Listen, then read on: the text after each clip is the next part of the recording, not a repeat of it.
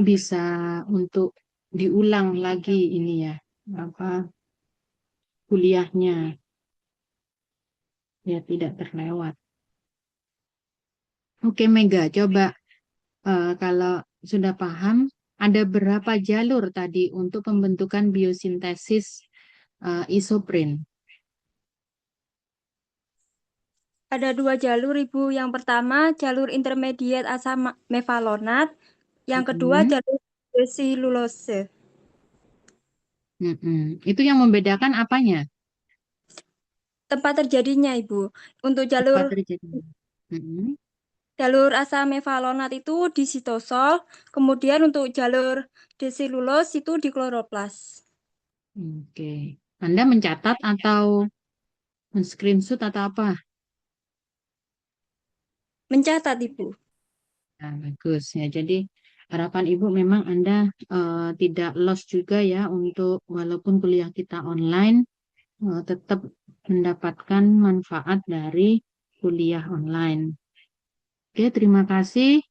Jadi produknya itu adalah IPP ataupun DMAPP yang nanti mereka bisa bereaksi membentuk kerangka isoprin lanjutan. Nah, seperti apa itu? Ibu lanjutkan materinya.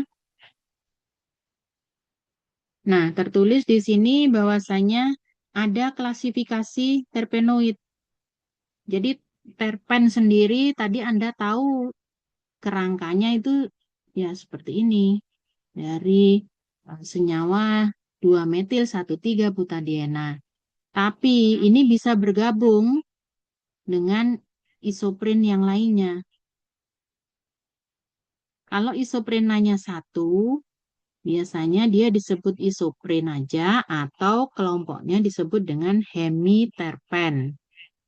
Hemiterpen, kemudian yang di dalam kurung ini adalah jumlah karbon ya.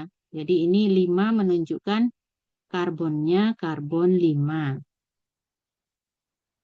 Jadi unit isoprennya ada berapa? Satu.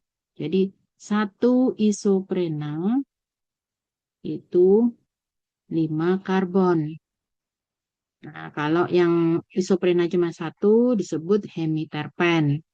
Kalau gabungan dari dua isoprena, berarti C5 ditambah C5, hasilnya C10.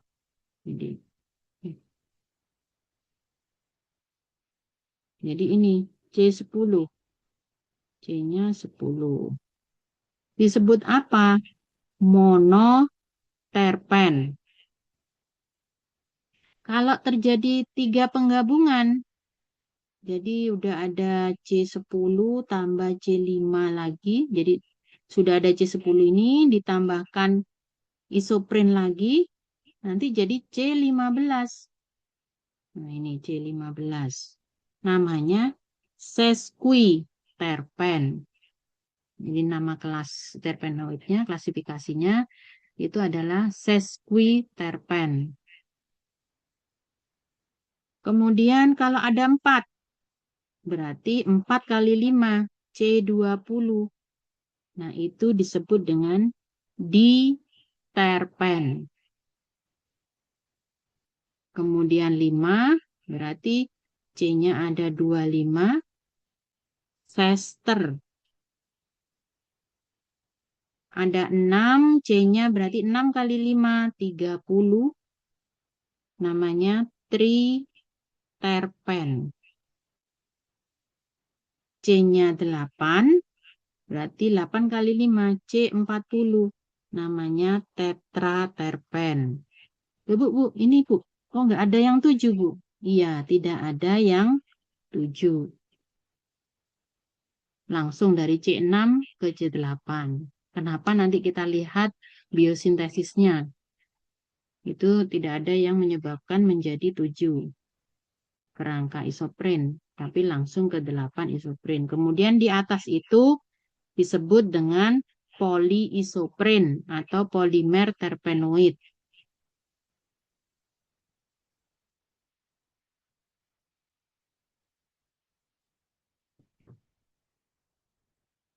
Bisa hafal Anda?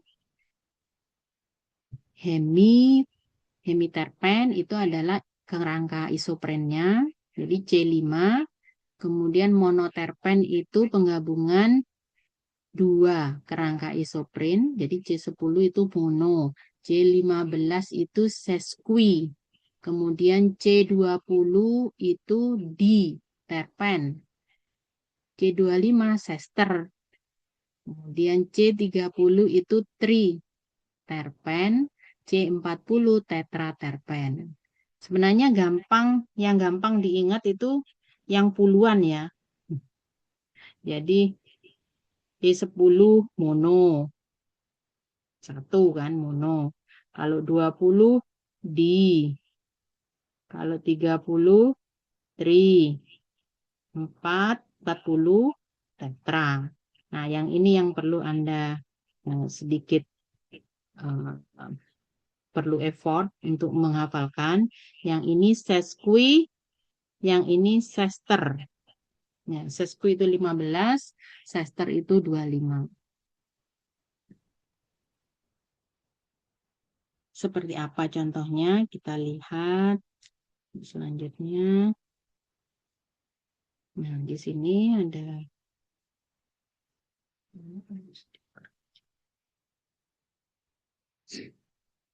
Ya, jadi tadi sudah kita pelajari ada dua jalur biosintesis untuk menghasilkan kerangka isoprin, yaitu jalur asam mevalonat dan jalur deoksisilulus fosfat. Yang sini di sitosul, yang sini di kloroplas.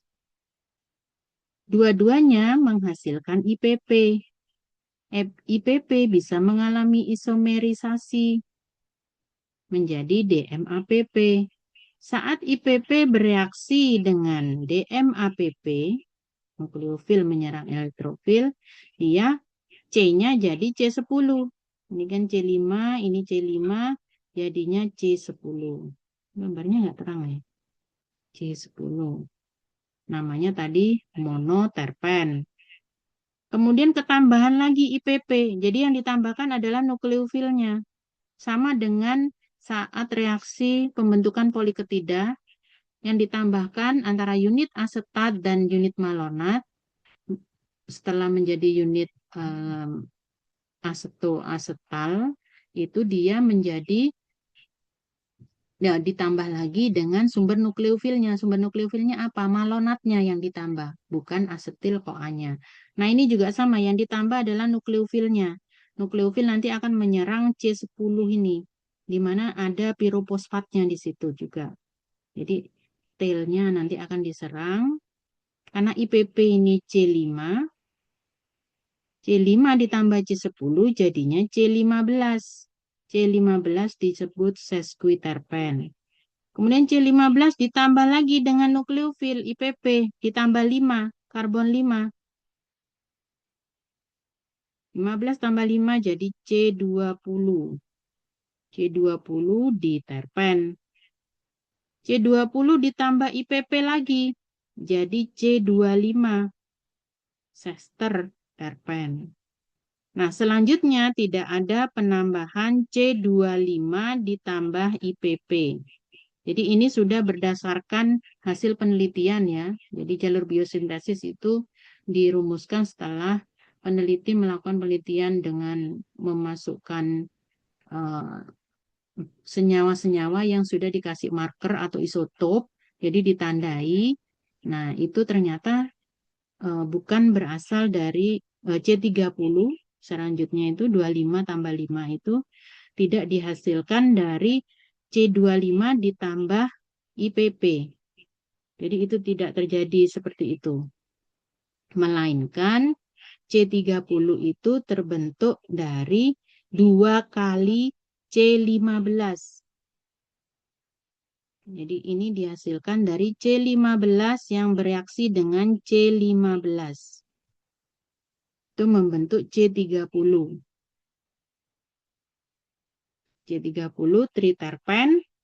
Kemudian untuk tetraterpen kan tadi tidak ada yang 35 ya. Jadi dari C30 itu tidak ada penambahan IPP. Jadi di alam sementara ini nggak ada. Nggak tahu nanti kalau Anda pas jadi peneliti kemudian menemukan ada golongan terpen dengan jumlah karbon 35, itu dirunut ternyata mungkin berasal dari sini, mungkin ini bisa berubah jalur seperti ini. Tapi sementara ini, hingga saat ini, dia berhenti di C30 ini. Tidak ada penambahan 5 karbon dari isopren itu membentuk C35. Tidak ada. Nah, untuk tetraterpen C40 itu serupa dengan C30 dihasilkan dari 2 kali C20. Jadi C20 bergabung dengan C20 membentuk tetraterpen. Nah, di sini ada sebutan steroid. Ini tidak Ibu bahas karena ini ada babnya sendiri. Jadi dia merupakan senyawa metabolit sekunder yang juga meruah di alam dan biasanya dimasukkan dalam bab tersendiri. Padahal aslinya dia merupakan bagian dari triterpenoid. Jadi juga termasuk golongan terpenoid.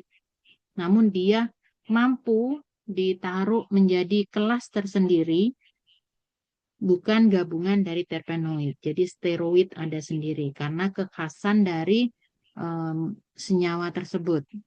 Jadi kerangkanya memang dari triterpen yang sudah mengalami modifikasi. Jadi pasti steroid itu seperti itu nanti kerangkanya gitu. Jadi tidak dimasukkan pembahasannya di terpenoid. Oke, sampai sini ada pertanyaan? Jelas?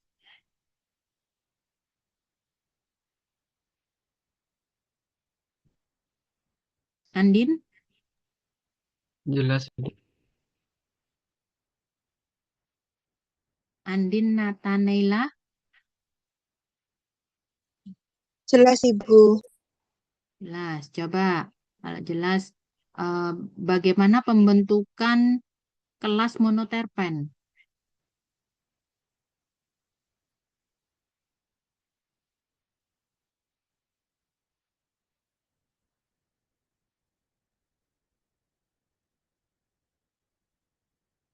Gimana Andin? Terbentuk dari dua hemiterpenes. Ya, jadi terbentuk dari 2 kerangka isopren, ya IPP dan DMAPP. Kemudian nanti monoterpen itu memiliki karakteristik jumlah karbonnya berapa? 10. 10. Kemudian yang karbon 15 disebut dengan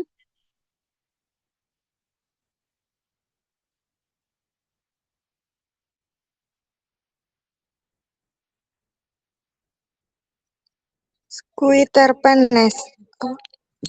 sesquiterpen. Ya, sesquiterpen. Nah, itu dihasilkan dari apa sesquiterpen C15? Dari monoterpen dan IPP. Ya, jadi nukleofilnya itu IPP. IPP ditambahkan sebagai nukleofil membentuk C15. Begitu juga C20 itu karena C15 ditambah C5 tambah IPP. Ya. Itu selanjutnya lanjutkan. Nah, masuk ke masing-masing kelas sekarang. Untuk hemiterpen pembahasannya sedikit sekali karena memang jarang ya di alam bentuknya isopren. Jadi itu molekulnya terlalu kecil. Nah, biasanya kalaupun ada dia merupakan senyawa volatil. Volatil itu mudah menguap.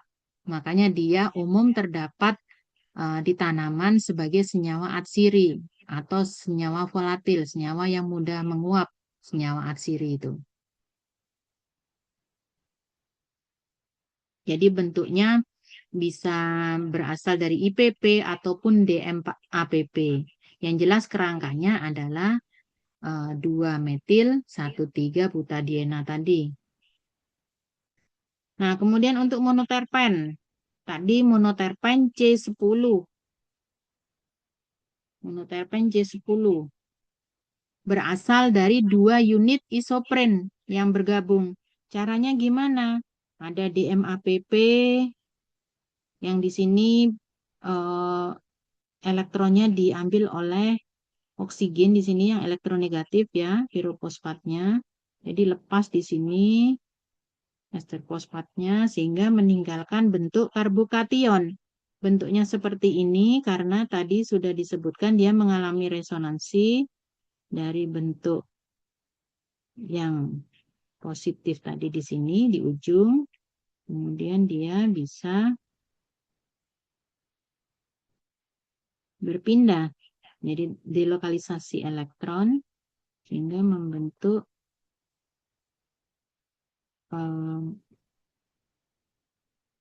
kation yang berbeda letaknya. Jadi di sini kation tersier, yang sini primer. Nah, di sini akhirnya bentuk resonansinya ditampilkan yang nanti akan diserang oleh IPP. Ini IPP ya. Isopentanil pirofosfat atau isoprenyl pirofosfat tadi sebagai nukleofil. Akhirnya membentuk kerangka monoterpen yang biasanya kita sebut dengan geranil pirofosfat. Jadi geranil itu C10.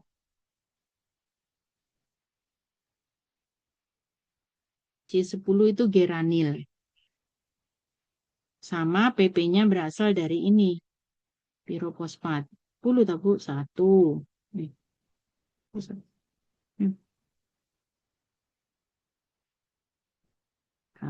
2, 3, 4, 5, 6, 7, 8, 9, 10. Ya, karbonnya ada 10. Kemudian berikatan dengan OPP. Karbon 10 itu kita sebut, kalau kerangkanya isoprin itu adalah geranil. Bentuknya kok bisa jadi seperti ini, Bu? Ini hanya dibelokkan gitu ya. Biasanya memang penggambaran untuk kerangka golongan terpenoid itu dibentuknya seperti ini. Jadi dia dibikin vertikal. Jadi ini dijadikan alasnya, jadikan kakinya. Kemudian seharusnya kan strukturnya seperti ini. Kemudian satu isoprin lainnya.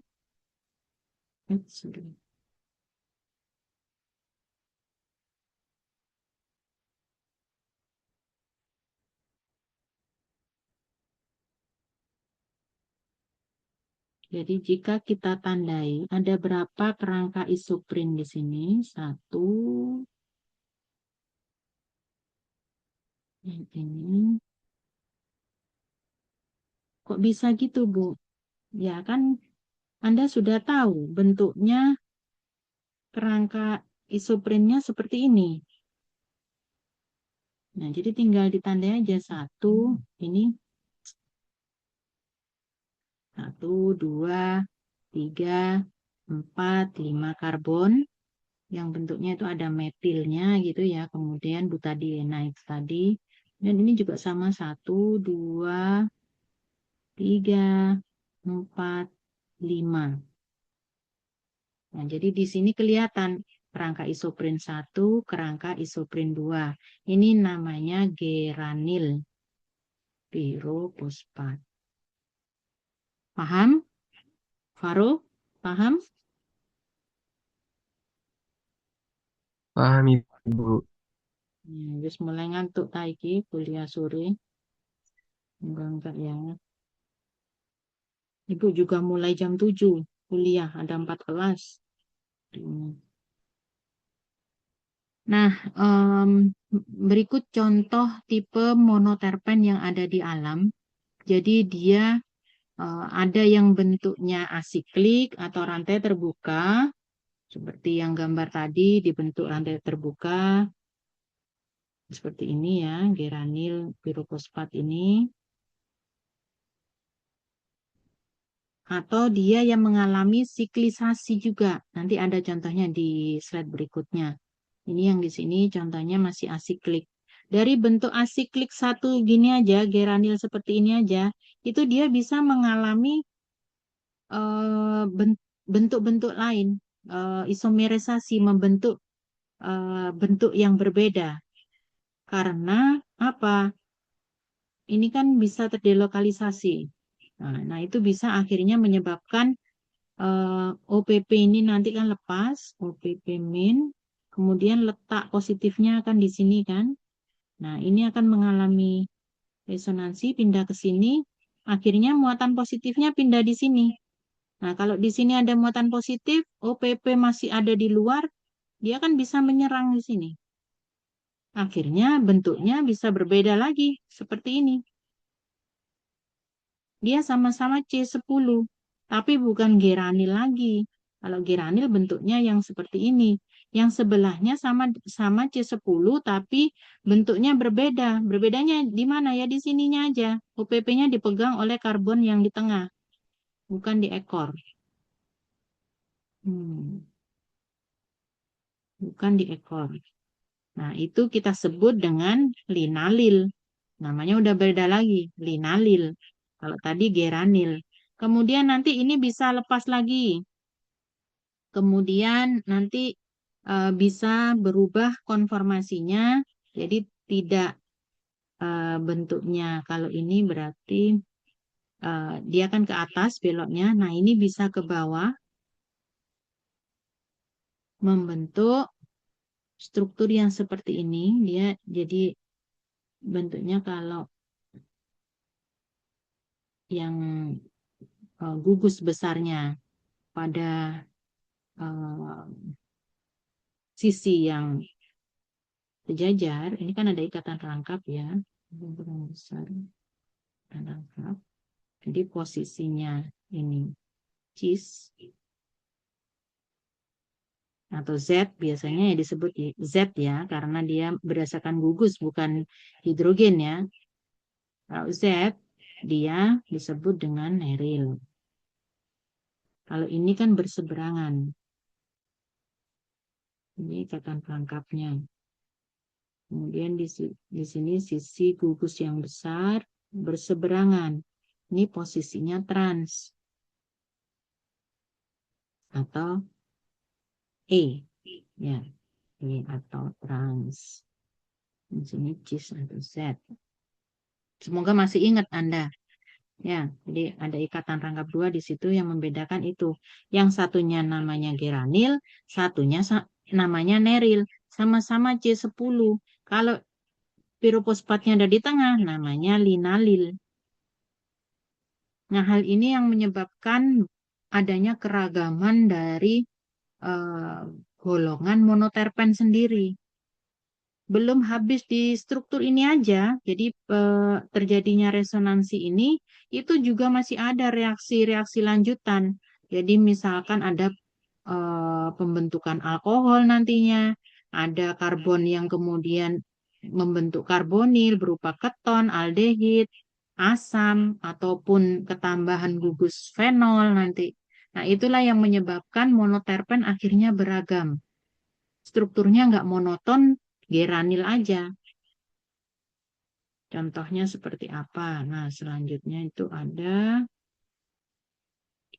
dari bentuk geranil, linalil, dan juga neril, itu bisa mengalami modifikasi lebih lanjut. Jadi kalau dia mengalami pembentukan gugus karbonil di sini, jadi ini ikatan rangkap dua ya. O, C ikatan rangkap O. Nah, geranil tadi, geranil, jadi aldehid, namanya geranial. Atau nama lainnya itu sitral. Ya. Jadi geranil jadi geranial. Kemudian kalau dia menjadi bentuk neral tadi, neril juga sama. Neril, kalau dia menjadi karbonil di sini aldehid ya, ini kan H satunya. Nah, ini menjadi neral. Kalau tadi geranial, yang satunya yang ini neral. Kalau dia mengikat OH menjadi alkohol, jadi neril alkohol atau nerol namanya. Ini kan neral juga neril aldehid gitu ya. Jadi namanya neral. Ini geranial. Kemudian gugus linalil tadi yang bentuknya seperti ini. Kalau dia pirofosfatnya diganti dengan alkohol, namanya linalil alkohol atau linalool. Ya, jadi geraniol juga sama, geranil alkohol, jadi geraniol. Karena di sini yang diikat OH, udah berbeda. Kalau di aldehid, geranial. Ada lagi bentuk yang serupa dengan ini, tapi keberadaan ikatan rangkapnya berbeda. Itu disebut citronelal. Kalau bentuk alkoholnya disebut citronelol. Jadi inilah yang menyebabkan keberagaman dalam kelas monoterpen. Ini masih asiklik ya, jadi masih rantai terbuka. Untuk rantai yang tertutup yang membentuk siklik itu juga beragam. Ada yang bentuknya seperti ini, tipe mentana, ada yang bentuknya pinen,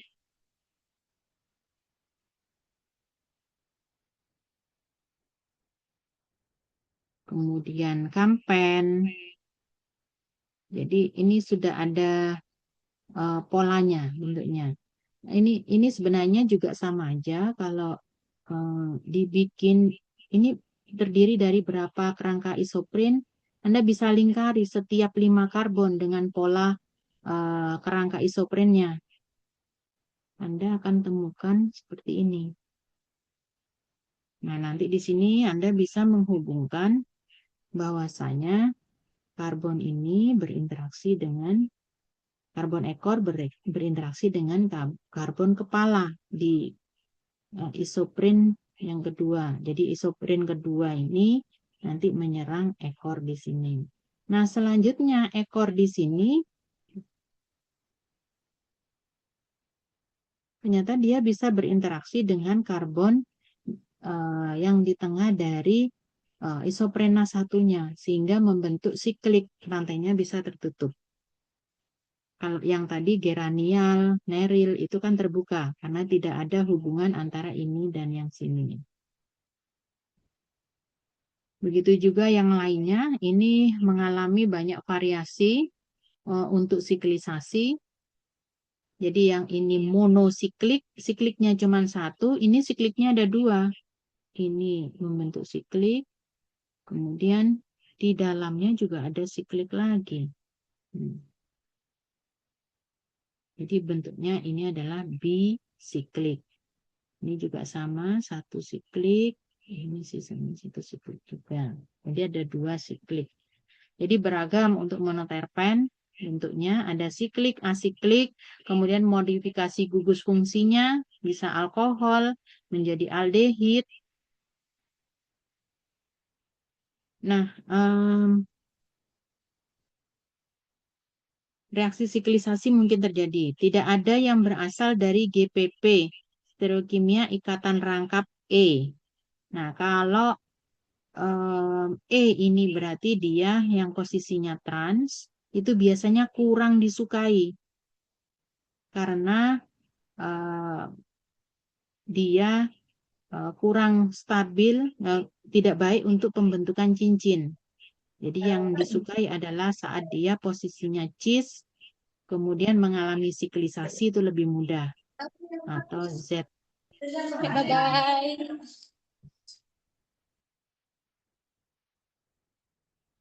Siapa barusan itu? Anda kuliah dengan disambi ya? Ada ibu serius ini.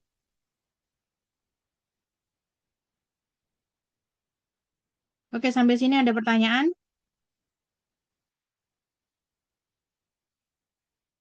Paham? Untuk Bisa Anda kalau yang umpamanya. Ya, gimana, Faru?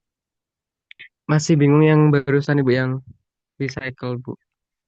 Itu agak rumit. Bisiklik. Ya bisiklik.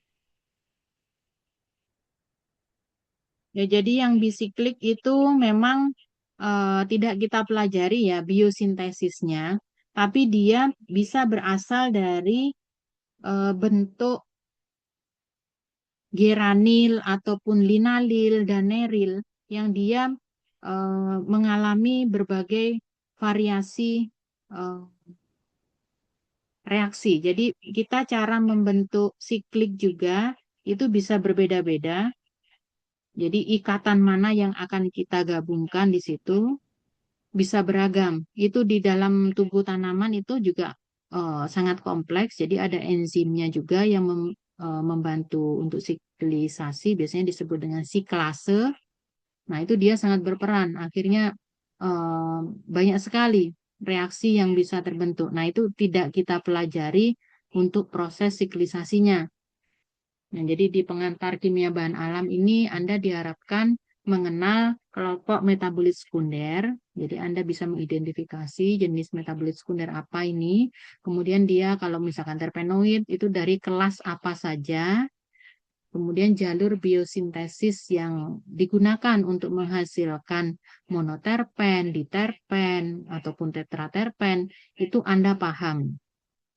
Cukup itu saja. Untuk hal yang selebihnya itu sebenarnya ada di buku Duwik itu ya.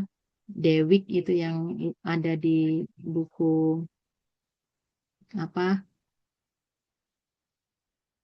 di kontrak perkuliahan kemarin yang sudah Ibu share. Itu ada lengkap di situ kalau Anda tertarik ingin melihat misalkan untuk bisiklik, pembentukan bisiklik. Ya, Faru?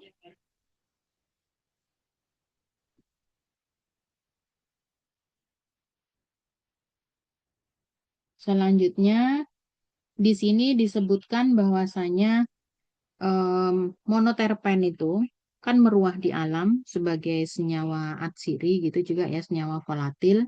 Kemudian dia juga memberikan efek biologis yang beragam. Nah, efek biologis itu ditimbulkan karena biasanya monoterpen tersebut bersifat optis aktif. Seperti Anda ketahui, optis aktif itu adalah jika senyawa tersebut memutar bidang polarisasi cahaya. Jadi Anda ngeceknya pakai polarimeter. Nah, di situ kalau dia memutar bidang polarisasi ke kanan namanya dextro atau positif itu ya, dextro, dan kalau ke kiri itu levo. Ya. Nah, di situ untuk positif negatif itu ya. Nah, di situ sebenarnya kenapa kok dia bisa optis aktif? Karena adanya karbon kiral. Anda ingat karbon kiral, karbon yang keempat tangannya itu mengikat atom atau gugus yang berbeda-beda. Nah, di situ. Misalkan untuk senyawa yang sama, sama-sama karbon. Jadi strukturnya sama ini karbon. Cuman yang satunya dia positif, satunya negatif. Jadi dia memutar bidang polarisasi cahaya ke kanan, yang ini memutar bidang polarisasi cahaya ke kiri. Itu sendiri efeknya beda. Jadi bau, misalkan bau dari senyawa tersebut secara fisik ya, baunya itu ternyata berbeda. Kalau Anda tahu jinten, yang satunya baunya min. Jadi beda sekali. Jadi satunya jinten, satunya min. Pasti baunya berbeda. Atau yang bawah dah. Sama-sama limonin. Strukturnya seperti ini. Dan sebelahnya Anda lihat. Sama. Letak ikatan rangkapnya juga sama.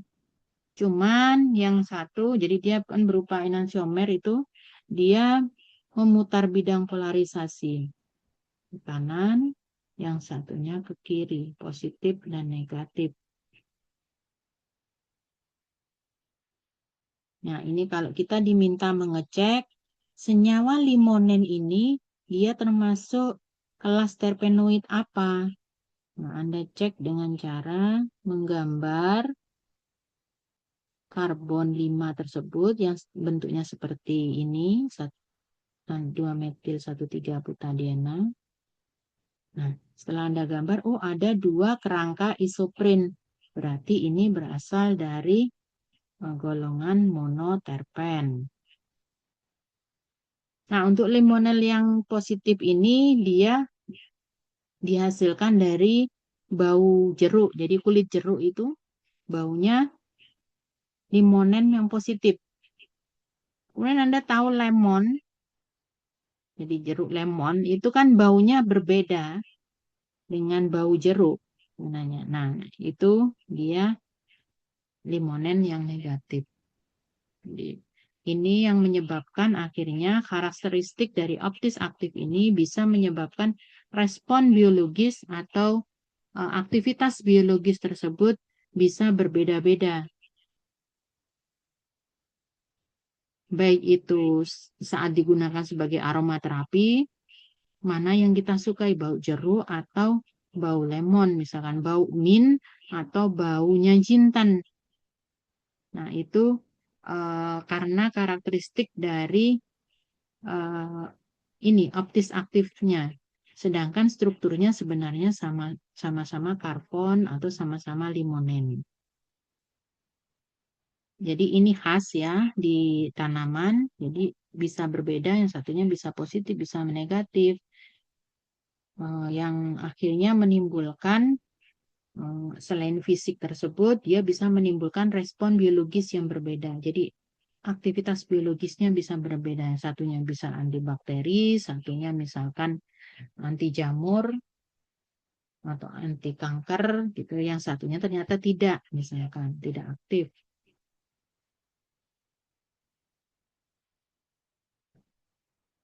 Oke, nah ini ada gambar contoh dari monoterpen.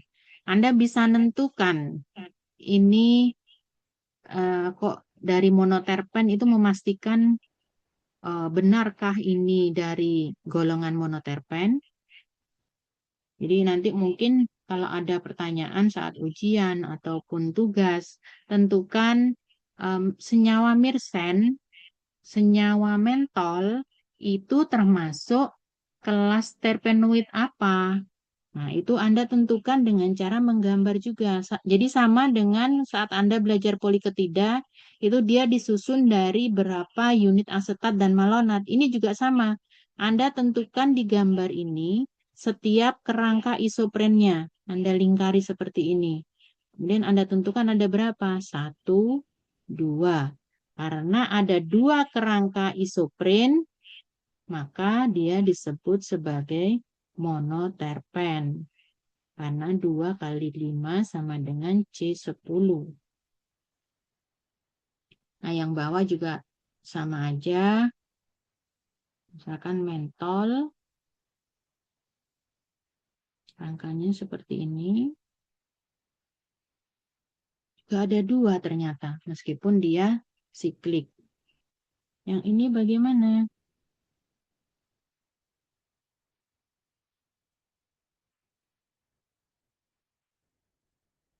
Nah, sama seperti tadi yang ditanyakan si Faro, bagaimana pembentukan bisiklik itu? Nah, semula bisa jadi bentuknya seperti ini.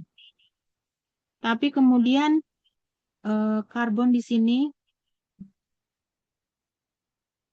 berinteraksi dengan karbon yang ada di sini, karena ada elektron di sini ya. Jadi, dia bisa membentuk siklik. Nah, akhirnya membentuk tujon. Ya. Jadi banyak reaksi yang terjadi, reaksi biosintesis yang terjadi di dalam tubuh tanaman itu, dan biasanya juga dibantu oleh enzim-enzim. Jadi nggak semudah kalau kita mereaksikan secara in vitro. Jadi ada enzim khusus siklase gitu untuk membentuk siklik-siklik, senyawa siklik-siklik tersebut. Oke, semoga nanti bisa dipakai latihan sendiri. Ini nanti Ibu share. Sebenarnya ini ada juga latihannya. Jadi tentukan alfa pelandren itu tersusun dari berapa kerangka isopren dan dari kelas apa. Nah, di sini sayangnya sudah ada tulisannya di atasnya monoterpen ya. Jadi perwakilan monoterpen. Anda tinggal melingkari aja nanti mana kerangka isoprennya. Ini ada jawabannya sebenarnya di bawahnya. Nah, itu kelihatan kerangka isoprennya ada 2. Jadi kalau dilihat seperti ini, yang dia bergabung membentuk siklik tadi. Oke, sampai sini ada pertanyaan untuk monoterpen?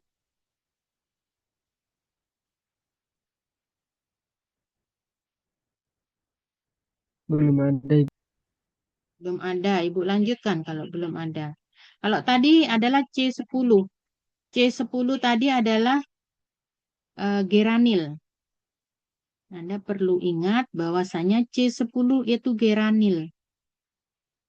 Nah, saat C10 itu ditambah dengan IPP, tadi kan prosesnya gitu. Nanti akan terbentuk C15. C15 itu apa? Golongan sesquiterpen. Nah, jadi ada GPP, geranil tadi kan GPP ya, ditambah dengan IPP. C15 itu disebut dengan farnesil. C10 geranil, C15 farnesil. Jadi ini yang perlu Anda ingat. Geranil 10, farnesil 15. Ini disingkat juga dengan FPP, farnesil pirofosfat. Kalau ini geranil pirofosfat, GPP. Nah, kemudian dia juga bisa lebih lanjut membentuk siklik juga, sama dengan monoterpen tadi. Kemudian sesquiterpen ini sifatnya kurang volatil, walaupun banyak juga ditemukan di senyawa minyak atsiri ya. Di dalam minyak atsiri itu banyak sesquiterpen juga. Namun dia lebih kurang volatil dibandingkan monoterpen. Karena apa? Ya strukturnya dia lebih besar. Kalau monoterpen kan C10, di sini sudah C15. Ya. Oke, Ibu lanjutkan supaya lebih cepat. Prosesnya sama aja. Setelah kita punya GPP, jadi geranil pirofosfat tadi, dia akan berfungsi sebagai elektrofil. Nah, kita akan membutuhkan suatu nukleofil yang berasal dari IPP. Nah, nanti akhirnya membentuk FPP. Jadi GPP itu C10 ditambah isopentanil atau isoprenil pirofosfat nanti akan membentuk C15 yang namanya farnesil pirofosfat. Nah, istilah ini tolong dihafalkan supaya Anda lebih mudah nanti memahami yang selanjutnya. Nah, Ibu agak lebih cepat. Nah, ini adalah contoh sesquiterpen. Nanti bisa juga dibuat latihan bagaimana cara menentukan ada berapa jumlah kerangka isopren dari farnesol, misalkan. Jadi dia termasuk kelas apa? Nah, itu Anda bisa dengan melingkari juga. Kurang 1 ya. 1, 2, 3, 4, 5. Kurang 1 ini.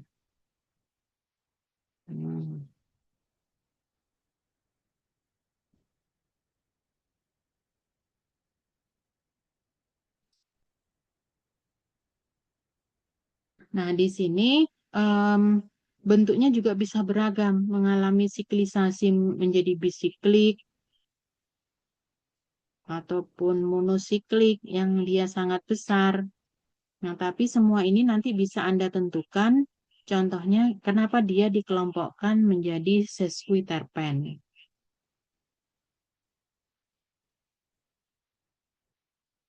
Jadi sesquiterpen tadi farnesil C15. Nah, ini contohnya jika Anda diminta menentukan misalkan dalam alpha selinen itu ada berapa kerangka isopren. Nah, itu akan ketemu 3 kerangka isopren contohnya.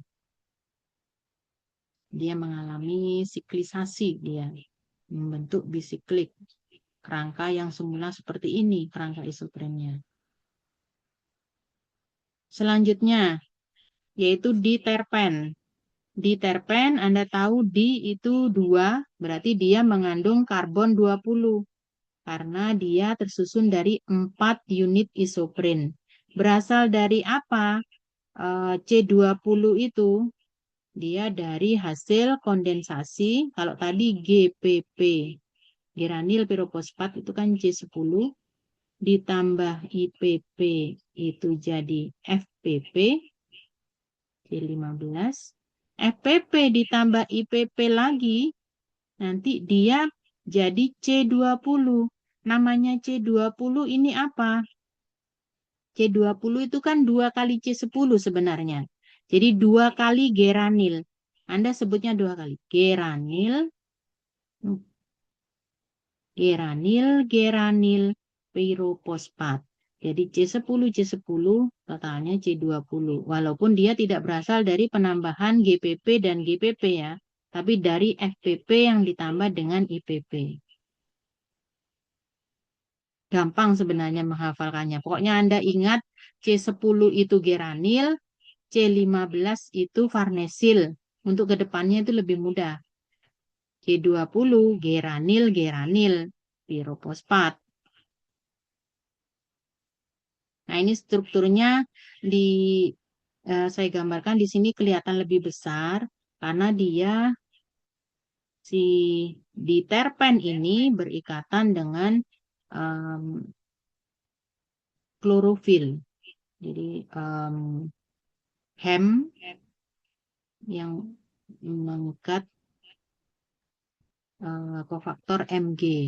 Nah, jadi di dalam tanaman. Jadi ini contoh fitol ya. Jadi dia geranil pirofosfat untuk di terpen. Prosesnya seperti apa ya, sama aja dengan yang sebelum-sebelumnya. Bahwasanya farnesil itu bertindak sebagai sumber elektrofil, kemudian IPP ditambahkan sehingga membentuk C20. C20 berasal dari geranil dan geranil. C10 geranil pirofosfat. Oke. Nah, ini contoh dari di terpen. Anda bisa coba juga lingkari itu untuk menentukan berapa kerangka isopren yang ada di situ. Vitamin A merupakan salah satu contoh dari diterpen. Jadi Anda bisa coba itu nanti ada berapa kerangka isopren di situ, kelihatan warnanya beda-beda itu ya. Ada 4 kerangka isopren yang bergabung menjadi satu membentuk vitamin A.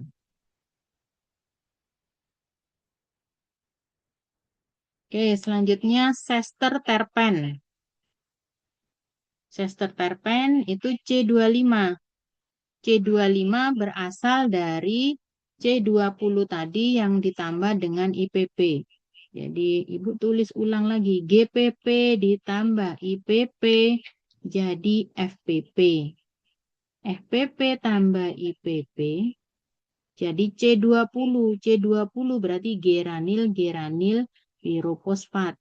C20 ditambah IPP lagi jadinya C25.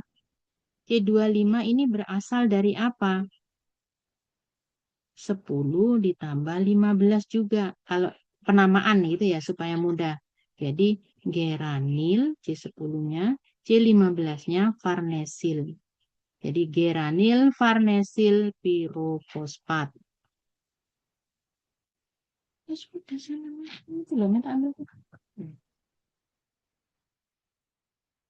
Jadi geranil farnesil pirofosfat. Ya, itu adalah untuk golongan sester terpen 25 karbon. Ini geranil farnesil pirofosfat.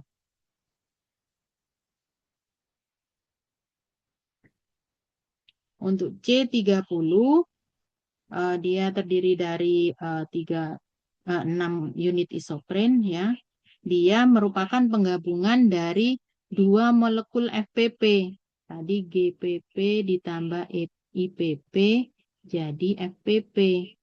FPP ini kan 15. Nah, FPP ditambah FPP dia menghasilkan struktur triterpen yang biasanya prekursornya kita sebut dengan squalen. Jadi ini prekursornya di triterpen bentuknya, skualen. Seperti apa bentuk skualen itu ada di slide berikutnya, seperti ini. Jadi ini yang khas pada gabungan 2 FPP. Jadi ini FPP 1, FPP 2. Nah, di sini ada yang khas bentuk dari skualen. Jadi tidak tersambung antara ikatan rangkap sini dan sini. Dia terputus di sini. Ada karbon mengikat 2 hidrogen di sini. Sini. Nah, untuk triterpen itu ya. Sorry.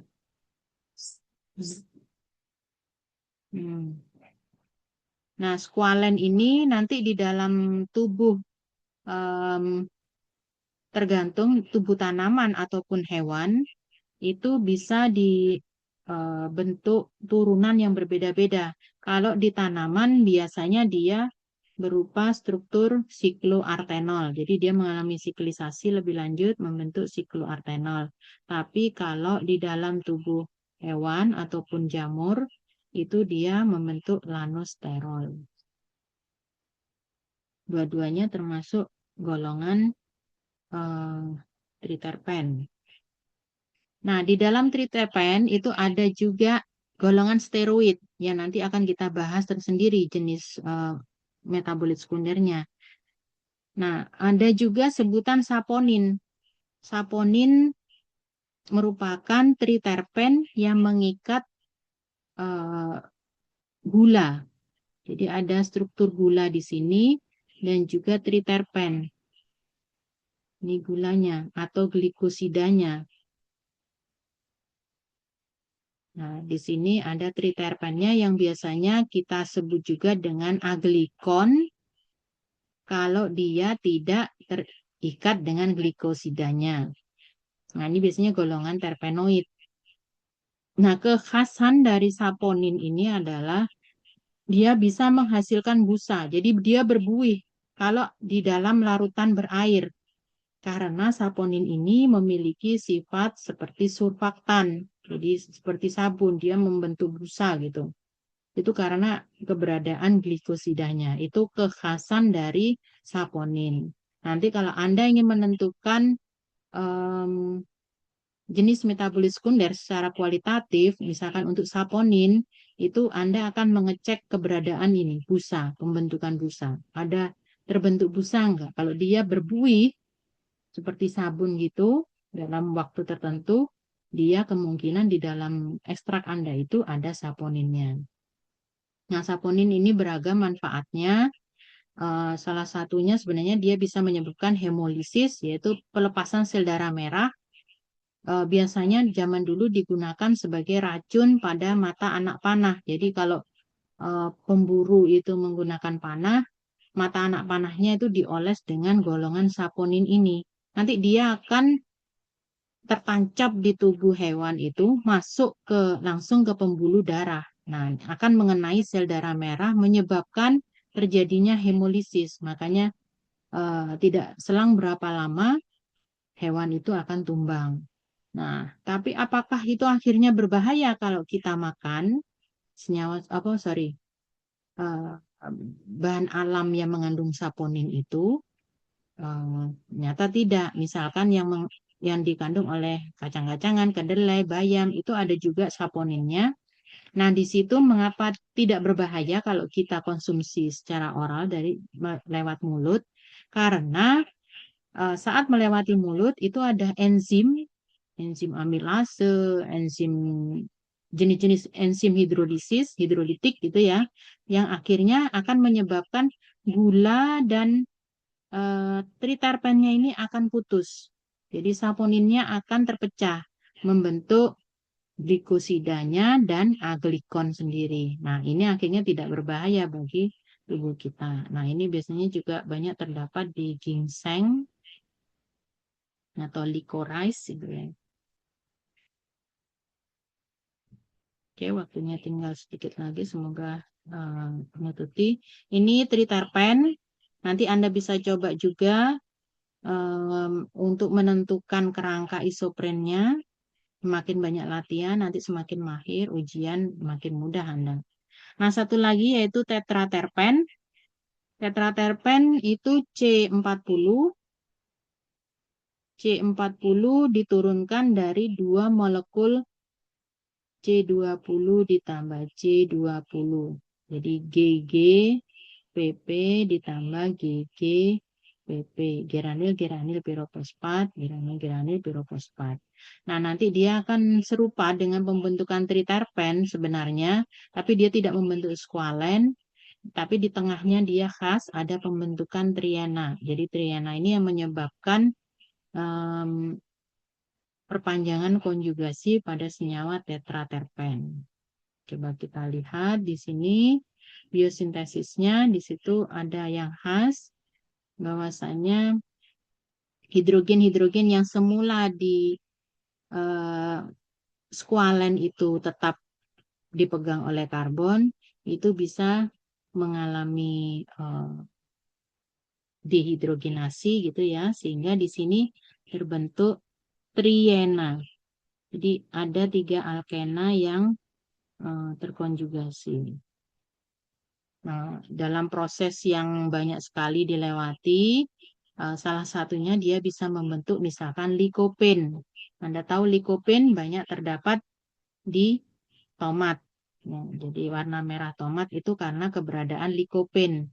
Likopen sendiri merupakan golongan dari karotenoid. Jadi karotin. Nah, karotin itu bagian dari tetraterpenoid. Dia memiliki triena yang terkonjugasi di tengahnya. Kebetulan untuk golongan karotin, misalkan contohnya beta karotin, itu terdapat banyak ikatan rangkap yang terkonjugasi. Jadi ini ikatan rangkap sejauh ini dia terkonjugasi terus. Apa efek konjugasi kepada spektrum? Anda pelajari itu di PSO. Semakin banyak ikatan rangkap terkonjugasi, maka lambdanya akan bergeser ke lambda yang lebih besar menuju daerah visible. Makanya dia muncul dalam bentuk warna, yaitu oranye. Begitu juga dengan likopen. Di sini banyak ikatan rangkap terkonjugasinya, sehingga muncul secara fisik bisa kita lihat. Karena dia visible, membentuk warna merah. Kemudian warna pink pada apa ini kepiting, kulit kepiting itu juga karena kandungan astaxanthin. Nah, ini juga golongan karotenoid. Oke, mungkin itu. Mungkin ada sedikit lagi. Biasanya Anda kan tahu wortel. Wortel itu mengandung apa? Faro? Wortel mengandung apa? Yang baik untuk mata. Vitamin A, Ibu. Oh, mengandung vitamin A. Mengandung vitamin A. Tadi Anda sempat lihat enggak vitamin A itu dijadikan contoh untuk struktur kelas terpen apa? Masih ingat di antara Anda semua vitamin A?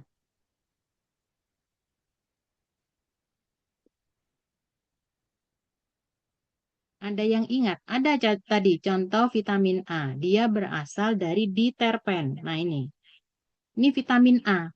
Vitamin A itu strukturnya seperti ini. Dia itu golongan diterpen. Tapi kenapa Anda sebutkan bahwasanya wortel itu mengandung vitamin A? Padahal Ibu juga habis nulis di sini tadi, habis menerangkan bahwasanya wortel itu mengandung beta karotin, bukan vitamin A. Jadi berbeda. Beta karotin itu C-nya 40, kalau vitamin A C-nya cuma 20.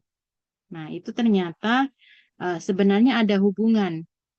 Walaupun tidak secara langsung menyebutkan bahwasanya wortel itu mengandung vitamin A. Sebentar. Nah, di sini vitamin A sendiri itu di terpen, tapi untuk yang dikandung oleh wortel itu beta karotin. Beta karotin saat dikonsumsi manusia di dalam hati itu juga mengeluarkan enzim yang nanti akan melisis atau memutuskan ikatan beberapa jenis. Oh ini ada A dan B, sorry. Ada A dan B. Ini letak di mana bisa terjadinya pemutusan ikatan dari karotenoid tadi, karotin, beta karotin dalam wortel tadi. Sehingga dari C40, kalau dia simetris dipotongnya, jadi ini sentral. Jadi kalau dia di pusat pemutusannya di tengah, dia akan menghasilkan retinal yang kemudian bisa berubah menjadi retinol. Tapi kalau dia tidak, jadi dia akan menghasilkan dua nanti, dua retinol. Tapi kalau dia tidak pada titik tengahnya, dia hanya menghasilkan satu retinol saja. Karena di sini yang bisa menjadi retinal cuman satu. Nah, jadi memang wortel ini bagus untuk mata, tapi bukan karena dia mengandung vitamin A. Itu statement yang salah. Karena dia mengandung beta karotin yang kemudian diproses di dalam tubuh kita berubah menjadi vitamin A. Nah, kalau pingin sebenarnya mengkonsumsi vitamin A secara langsung tanpa harus kita dapatkan dari beta karotin, karena ini masih tergantung di tubuh kita ya, kesehatan hati dan usus kita untuk memproses beta karotin. Nah, itu kita bisa langsung mendapatkan vitamin A itu dari minyak ikan kod gitu ya. Yang jadi biasanya di iklan-iklan itu. Nah, itu asli vitamin A ini sudah. Jadi C20. Jadi tolong lebih berhati-hati karena Anda anak kimia gitu ya, sudah tahu dasarnya sebenarnya dalam wortel itu bukan vitamin A, tapi beta karotinnya, prekursor dari vitamin A. Nah, contoh lain di situ ada ini klorofil ya, nanti bisa dibaca sendiri, yang mana aktivitasnya bisa bertindak sebagai antioksidan ini golongan karotin. Nah, ini yang untuk higher terpenoid, yaitu polyisopren tadi. Nah, itu biasanya di karet, itu ya, getah karet itu polyisopren. Jadi dia polimer isopren sudah banyak. Yang T-karbonnya bisa sampai N-nya itu berapa? 10⁻³ berarti 1000 sampai 100.000 itu pengulangan kerangka isopren. Nah, selanjutnya di bawah ada berbagai macam contoh golongan terpenoid. Anda bisa pakai itu latihan untuk menentukan dia dari kelas terpenoid yang mana. Ya, semoga apa yang Ibu sampaikan tadi cukup membantu Anda untuk mempelajari terpenoid ini. Oke, mungkin itu dari Ibu. Silakan jika ada pertanyaan.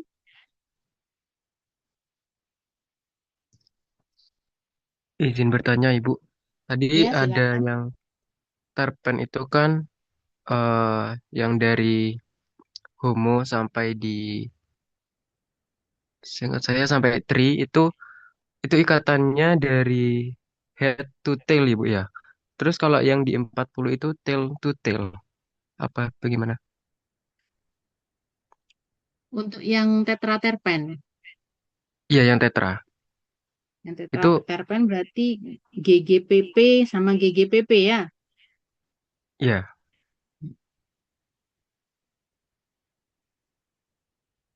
Nah, di sini bisa Anda lihat. Satu GGPP pasti dia akan berfungsi sebagai elektrofil, satunya berfungsi sebagai nukleofil. Itu harus ada gitu ya. Cuman dia di sebelah mana bisa digunakan berikatannya. Nah, ini Anda lihat di sini tail, karena ini sebenarnya kan ada piroposfat ya di sini, yang dia itu lepas sehingga membentuk muatan positif yang resonansi di sini. Nah, untuk yang satunya lagi juga detailnya itu ada piroposfat. Nah, tapi dia harus bertindak sebagai nukleofil salah satunya. Nah, nukleofilnya tidak berasal dari yang depan di sini, tapi dia berasal dari yang ikatan rangkap di sini. Makanya itu OPP itu eh, dia masih ada di sini. OPP yang dari nukleofil, nih masih diikat. Sedangkan yang ini kan sudah lepas tadi membentuk positif ini baru kemudian diserang oleh nukleofilnya. Ya, jadi memang dia di ekor, satunya ini juga di ekor. Tapi pada pusat kereaktifannya di ini, ikatan rangkapnya. Ya, Faru. Ya, jadi Iya, Ibu. jadi Anda Kenapa mengamati kok sampai tidak di bagian kepala, Ibu ya? Maksudnya harus ekor dengan ekor. ya biasanya kan juga memang em, head to tail gitu ya. Tapi Iya, ternyata dari penelitian itu setelah dikasih marker isotopnya ternyata memang eh, yang diusulkan jalur biosintesisnya seperti ini, bukan lewat yang sini. Tapi kalau IPP mungkin karena molekulnya kecil, dia bisa di bagian kepala ini. Tapi ternyata yang ini lebih reaktif kalau dia dekat dengan piroposfat juga di sini. Yaitu memang sudah dari ini ya, apa penelitian akhirnya dirumuskan jalur biosintesisnya itu seperti ini. baik Ibu. Terima kasih. Ada lagi yang ingin ditanyakan yang lain? Teman Anda itu ada yang namanya Levina ya? Ada Ibu. Tapi nggak pernah hadir tak memang. Ini juga nggak ada kayaknya. Kapan hari Ibu cek itu nggak ada daftar kehadiran untuk dia. Oke, mungkin itu dari Ibu.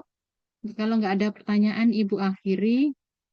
Eh, maaf 10 menit lebih. Semoga Anda berkenan ya. Jadi semoga ini apa bermanfaat bagi Anda apa yang sudah Ibu share. Terima kasih atas perhatiannya. Kita ketemu minggu depan kelas offline. Ya, kita bahas mengenai steroid. Baik, Ibu akhiri sekian. Assalamualaikum warahmatullahi wabarakatuh. Waalaikumsalam warahmatullahi wabarakatuh. Terima kasih Bu Ika. Sama-sama.